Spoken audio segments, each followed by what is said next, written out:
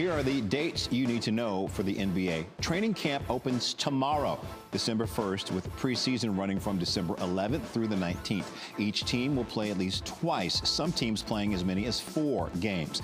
The season starts on December 22nd and continues through early March, when there will be an all-star break despite no all-star game. Hannah? Yeah, unless they have to play makeup games during that time, as we welcome in Brian Windhorst. So, I mean, Brian, listen, this has been crazy times for the NFL, for college football, for college basketball, just games getting canceled constantly with these outbreaks across the country. And over the weekend, the NBA put out their COVID-19 protocols. So we're talking about 450 players who are not going to be in a bubble, the one that was so successful in restarting and finishing the season. What do we need to know about these protocols? Well, Hannah, the NBA is saying that they are expecting, and it's common sense, that there's going to be positive tests. And they are openly saying that even though there's going to be positive tests, they have no intention of slowing the league down, postponing, or canceling. And they made the decision back in November that they were going to start in individual markets, that the bubble idea was going to be retired for the time being. Now, there are teams that have announced that they're going to start without fans. In fact, the Charlotte Hornets were the latest team to announce that today.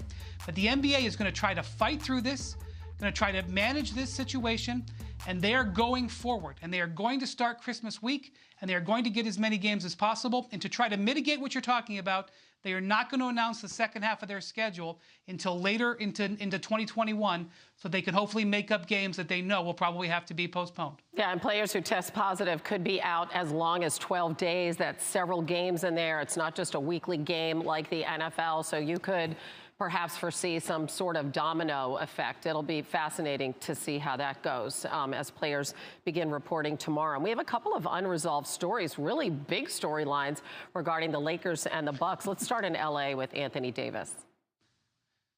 Yeah, how about the two biggest storylines of the NBA offseason? That's Anthony Davis and Giannis Antetokounmpo. Anthony Davis has not signed his contract yet. Training camp starts tomorrow, and it's led people in the league to wonder if he is waiting to see what Giannis does with his contract. The reason this is interesting, Hannah, is that the Lakers only have 2 contracts on their books for next year at just $15 million, because LeBron James has an opt-out clause in his contract. And if Anthony Davis builds his new contract with an opt-out clause, they could have anything on the table. They could go chasing after free agents, whether it's Giannis or not. So definitely keep an eye on that. He's running out of time to sign him.